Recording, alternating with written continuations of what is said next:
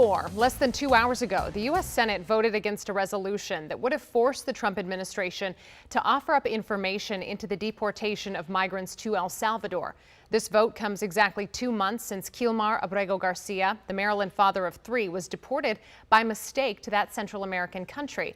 Rafael Sanchez Cruz is with us now. And Rafa, this is a huge blow for Democrats who have been really wanting answers about what the administration is doing to bring Abrego Garcia back. Yeah, that's right, Simone. This resolution would have provided information into all the Trump administration's deportations to prisons in El Salvador. Senator Chris Van Hollen from Maryland and Tim Kaine from Virginia made their cases, saying there's nothing to lose to have this report, but Republicans pushed back, calling this a stunt and accusing them of defending MS-13 gang members.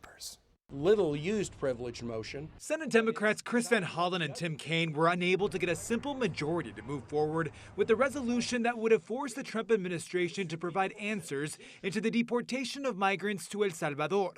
Among those cases, Prince George's County father Abrego Garcia. I'm not vouching for the man, Mr. Abrego Garcia. I am vouching for his rights, because if you deny his rights, you put in jeopardy the rights of everybody who resides in the United States of America. In court filings, Abrego Garcia's attorneys are accusing the Trump administration of stonewalling the court-ordered facilitation of his return.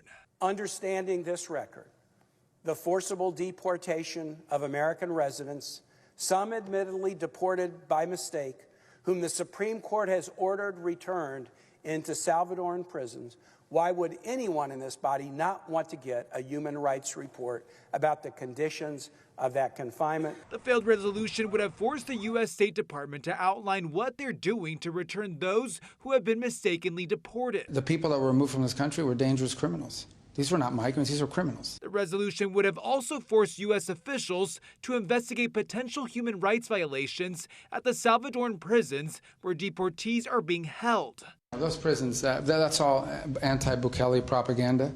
It's just not true. Today, Secretary of State Marco Rubio defended the Salvadoran prison system and the president of El Salvador, Nayib Bukele.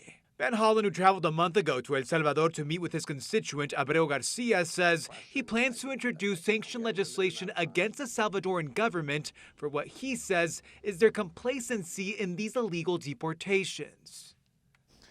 Now, a hearing is scheduled tomorrow at Greenbelt Federal Court for Abrego Garcia's case. The recent court battles have all been about why the Trump administration is not offering up information about what they're doing to facilitate his return, Simone. It's frustrating, especially for his wife, his family, who are sitting here in the middle of this political game we're watching play out in real time.